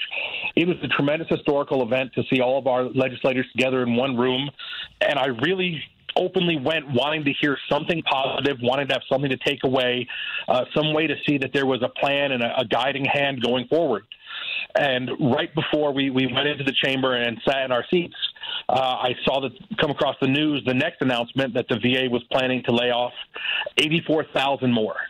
And to put it in context, the first week, the week of Valentine's Day, when I was laid off, there was about 1,000 laid off from the VA. That had an effect not only on day-to-day care and services, but on the morale of the institution. The following week, before the State of the Union or before the joint session of Congress, 1,400 more were laid off from the VA, and that even had a more devastating effect. So I walked in there knowing that now 84,000 or 83,000, depending on which news source you look at, were also on the chopping block. So I was going in there wanting to hear something positive and wanting to hear something uplifting. I didn't expect to, but I still wanted to. So for those of you that have never been in the House chamber, and I've never been, it's just a wonderful feeling to know the history of the room and to what's taken place there. And the gallery seated above the legislators was where the guests were, and I wasn't sure what to expect. I wasn't sure if you were going to be seated with those of the party from the representatives who invited you, or if you were going to be seated in some other way or manner. Each representative only gets one ticket, but Representative Schneider was able to talk to his peers and get a second ticket so that my wife could also be in the room. She accompanied me, and she wanted to see what was going to take place. As it turned out, my wife was seated in a section that was decidedly to the left. She was seated next to a cancer researcher who had lost their job and several others of like mind. I was mostly seated in those that were cheering and standing for the entire time. So she and I had different perspectives on what we saw. It was interesting to hear the speech and to see how half the room stood up immediately upon anything the president said. And for the long time, I'd been naive or tried to fool myself that most people in the country, I'm sure, are the same way I am, are sure of like minds, definitely support veterans, definitely support the work of the VA.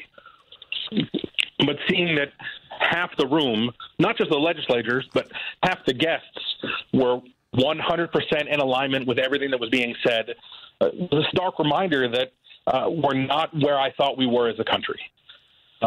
As you know from seeing the speech, I didn't take away too many things from the speech other than the same tired platitudes that get rehashed, that federal workers don't want to come to work, they're lazy, they're a drain on the economy, they're a drain on the government. The same things that get shared by obviously those who don't know government workers or don't know veterans in their life. And although there's a large percent of veterans in the country, and especially in the Chicago and Illinois area, it's kind of a tight-knit community. Mm-hmm. Those who have served tend to come from families where there's other service. Those who are veterans tend to work at locations or places where they feel a sense of community. So there are many people in this country that don't know veterans in their life and don't know government employees. So unless stories are shared like mine and the many, many, many others that were shared at the State of the Union, people have no reason to deny those rumors they see on mainstream media. So one of the things that I appreciate for Representative Schneider and appreciate from you is that you're sharing stories so people can see a face behind some of these numbers that are going across the chyron on the bottom of the media screen. You took my breath away, Adam, and your ability to see this from a broad perspective and your wife's perspective. And I appreciate you sharing that with us. You were at the Federal Center there in North Chicago. Am I correct? Correct. It's the Captain James A. Lovell Federal Healthcare Center. And it's not just a traditional VA. It's the only federal healthcare center in the country. And what that means is it combines active duty. So there's active duty Navy that can get seen there and also work there. It has the recruits from Naval Station Great Lakes. 32,000 recruits come through there every year. It has VA veteran population, those who have served. And because it's also a TRICARE facility, retirees and their families can get seen there as patients. So I'm a patient there at the VA. My wife and children are patients there through TRICARE. So it's one of the largest, most active VA facilities, and the health care there is tremendous. When you talk to those who have gone to the VA for services, you're only going to hear complaints, and most people have good, valid complaints. But when I went to Lovell and I was looking to become an employee there, it was the first time I had been confronted with compliments and people talking about how much they enjoy it and how much they like the community and the continuing care and the follow-through. So, I mean, it's a wonderful place. I wish I could have a bone to pick with them, and I wish I could, be angry at the facility, but I can't. It's a tremendous facility. The staff, all the way up to the hospital director, have been very supportive of me, and I continue to get my care there. I was there yesterday for an appointment and seeing those that I have been working with. So it's a very good facility, and I'm concerned how it's going to fare in the future. The first few days after I was terminated and I received a late-night email on Valentine's Day, I was concerned, what could I do to get my position back? Who did I need to call? What positive action steps did I need to take? Now it's been a few weeks removed.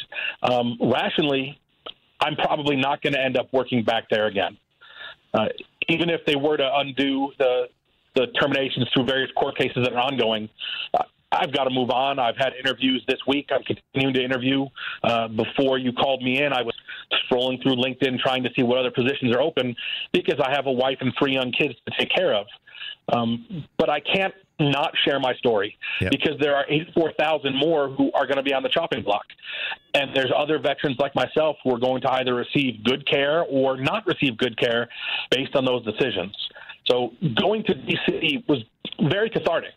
Mm-hmm. I knew that there were other veterans who had been terminated, but almost every Democratic representative I met while I was there, and I met a good bunch, had a guest with them who was a terminated federal worker. I met an individual who was a part of USAID who was terminated and sent home. After the speech, I sat down with CNN at a roundtable interview with 3 other veterans, 2 of which who were fired from the VA as well.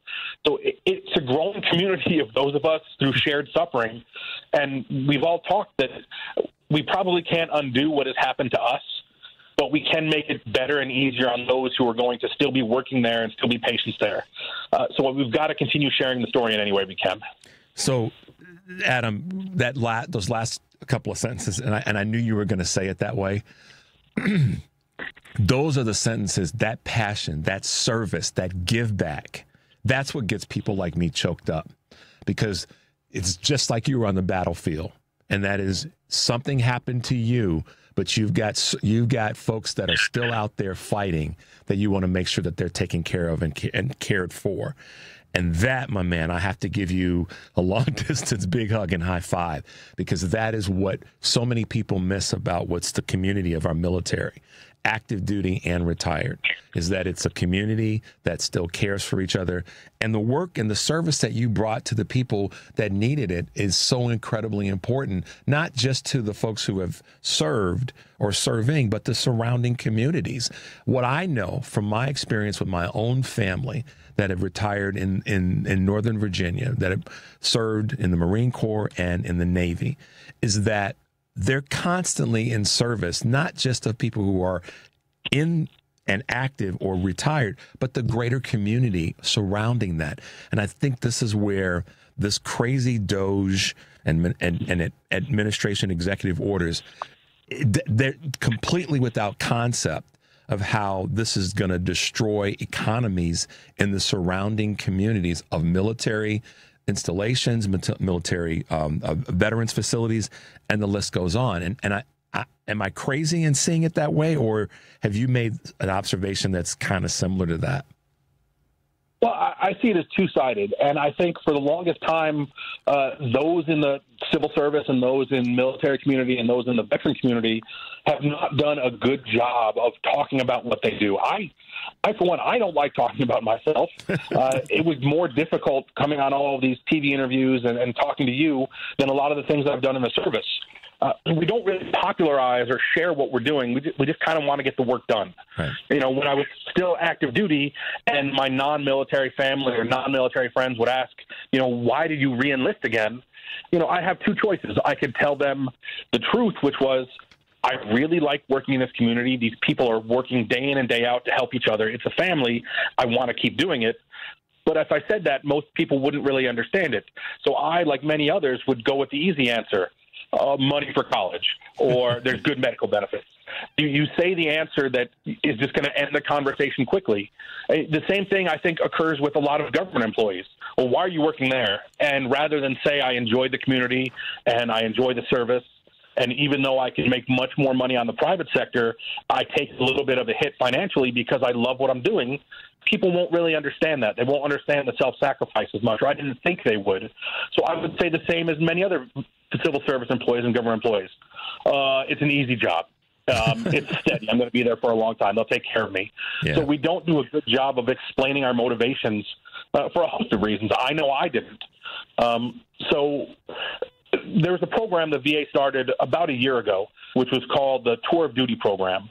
They wanted to encourage the civil servants that work in the organization that don't have a military background to understand their place in the community, to understand that civil service is as important as uniformed service because you're giving back to the community and the country. It was a pilot program. The VA started teaching it at several locations, including Lovell in North Chicago.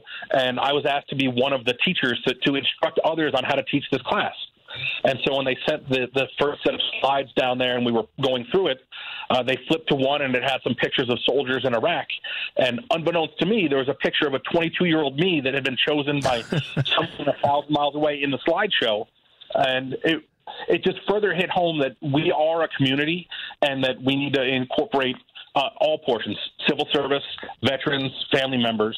And so I don't know if that program will continue, if they'll keep teaching it in the VA. I hope they still use my picture and they use it as a talking point for, you know, not doing right by employees. But it's going to hurt the surrounding communities, not just, you know, financially and not just from a technical standpoint, but veterans and civil servants continue to serve in many ways. You know, a large portion of my church are retired veterans who have cheered me on and were glad that I was going to speak truth to power. You know, they're much older than I am, and they said they would be in the streets demonstrating because nothing can be done to them at this point. They're 70s. So what's going to happen? You know, at the school where my wife works, those who are serving our children and our families there see the value and see the importance of it. You know, I don't live in a military community, but I need to share what's going on to try to broaden that understanding. You know, 2001, 9/11 was far removed. Everyone was able to support the military and stand behind. After 20 years of wars in the Middle East, I don't see that much support going on there. So sharing stories like we're doing today is tremendously valuable. You know, I'm glued to the news every day. I'm watching what's going on in the courts. Yesterday, I saw that several GOP legislators are sponsoring a bill to provide oversight on any future terminations at the VA. I don't think that would have happened 2 or 3 weeks ago. I think that the dozens and dozens of people such as myself, many who are much more eloquent than I am, sharing these stories have put pressure on the other party. And that's what needs to be done. There's court cases. People are standing up against the slashing of jobs and terminations. Now they see it's having a definite effect on what's going to take place. Adam, the focus of today's show loosely has been fight back, fight back, fight back. Bring a sledgehammer and be ready to fight. And your point is well taken about the fight and the phone calls and the letters and the emails and the protests are necessary, because at some point, and you know this from being in battle, literally, y'all, in battle, not wannabe, but real battle, not cosplaying, you understand that the more you bring force to an issue, the more you are able to get that issue resolved. And I appreciate you articulating the importance of the voices and the protests. And you are, let me just say this to you, you are a very articulate voice in this space. So don't sell yourself short, brother. Don't do that. I will tell you that as someone that wants to encourage you. I want to ask you one or two last questions as we wrap up. And this is a personal question, but it's one that I'm going to ask you. How is your wife and how your wife, Jessica, and how are your children holding up right now? My wife is tremendous. She has supported me through years and years of military. She's doing the same thing now. She's the one who encouraged me to reach out to Representative Schneider. She's the one who encouraged me to do interviews. She wants my story to be shared. She knows I don't often talk about it, and she sees this as a tremendous opportunity for my children to see me standing up for a greater purpose. You know, my daughter was born while I was in Afghanistan. My 2 younger children have vague memories of me in uniform, but not going away. So they didn't see a lot of the things that my wife saw. Now they're seeing me be able to be part of a community and stand up and raise my voice. So to teach them a life of service and a life of activism is tremendous. You know, I have resources that a lot of these younger government employees or younger veterans don't have. You know, I have a pension from having retired from 20 years of service. I'm also disabled, so I have some resources from that. My wife works. We have some means to weather the storm as I look for my next career. So as a family, we're going to be okay. My children understand. I told them from the beginning what was happening and what it would mean and what little sacrifices we would all have to make. But I'm positive. I'm positive about everything in my life because I know that I have a family to look out for, and I won't quit for any means. So I'm going to be fine. My wife is probably downstairs listening, shaking her head, saying, ask for anyone to hire you. I will get by, but there's a lot of people who will be struggling and will end up in a terrible situation because of being terminated with no notice and no severance and no due process rights. Yeah. So many veterans and so many government employees have been terminated that states are unable to process all of the unemployment paperwork right away. Federal agencies aren't reporting the wage information, so you can't collect unemployment quickly in a lot of areas.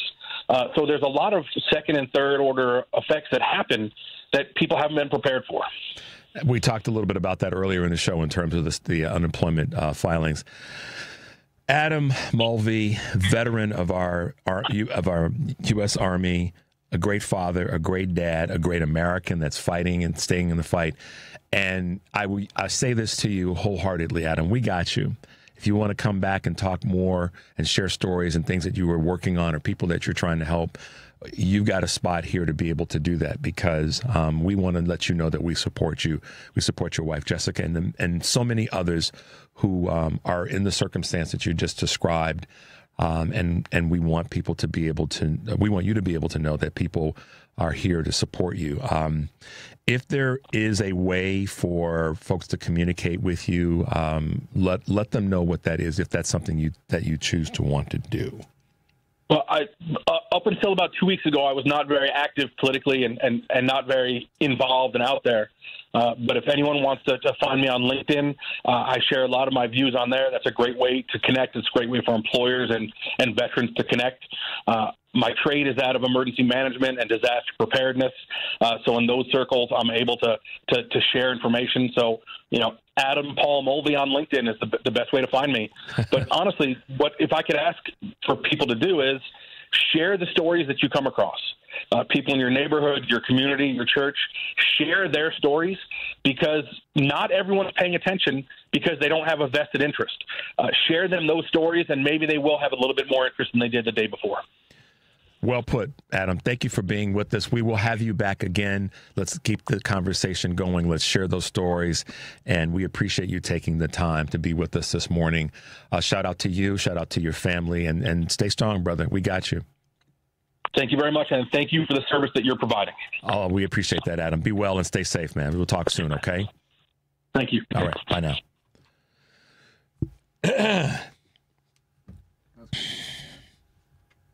That's what we're doing to our country, y'all. We're putting good people like that in a position like that, and it ain't right. Y'all gonna make me cuss this morning. I'm not gonna cry, but y'all gonna make me cuss. A country is not great when it does that to its citizens, particularly those who have served in our military and that are civil servants as well. A country is not great in that space. So if you ever needed any additional motivation to make those phone calls and to put some smoke and some heat on elected officials, that should help you say, okay, let me roll up my sleeves. If you were someone that didn't vote in the election, the federal election, because you felt whatever reason that you felt, and I'm not going to, delineate those and bullet point those now, that right there, of all the people that we've talked to since the election, that right there should give you enough motivation to say, I got to do something about that, because that's just not right. That's not the country that I believe that I'm a part of. It's not even a remote representation of what I believe our country should stand for. Adam's words should push you enough to say, yeah, that I'm not down with that. And there's so many, as he said, there's so many other folks, Henry, that he described, those 84,000 other folks. How disgusting is that to feel? You're getting ready to go to this wonderful place that's part of our history. And as he said, he was a little bit nervous about going there to that chamber. And then to find out right before you're going there that they said, nah, we don't want you all around anymore. The courage that it took to do. He talked about, the things that he did in active duty, that some of the things that he's seen now are more challenging. So there are so many other Adams out there. And I give major props and kudos to our representative, Brad Schneider, for having him as a guest at the address, for the ability for Adam and his wife, Jessica, to see up close and personal the beauty of who we are, but also the ugliness of some of the people that are part of our federal government. And the way he described the differences, it's one thing to see it with the cameras and the cuts and editing and all the other stuff and the folks on the various broadcast networks talking about what's going on. But it's another thing to have someone that was right there in the chamber be able to talk about it and how it made him feel and his wife feel.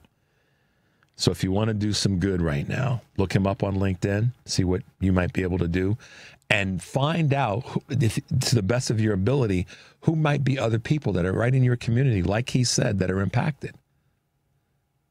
And then the third part of this point I'm making is go get that sledgehammer and put attach some facts to it and be ready to wield it, to let people know that this is unacceptable. This is not the country that I believe I want to live in at all. I'm asking you to do that. And if that's Another way of putting it, that's how you take a deep breath and make your life count. We'll leave you with that, guys. Have a great day. We will see you tomorrow.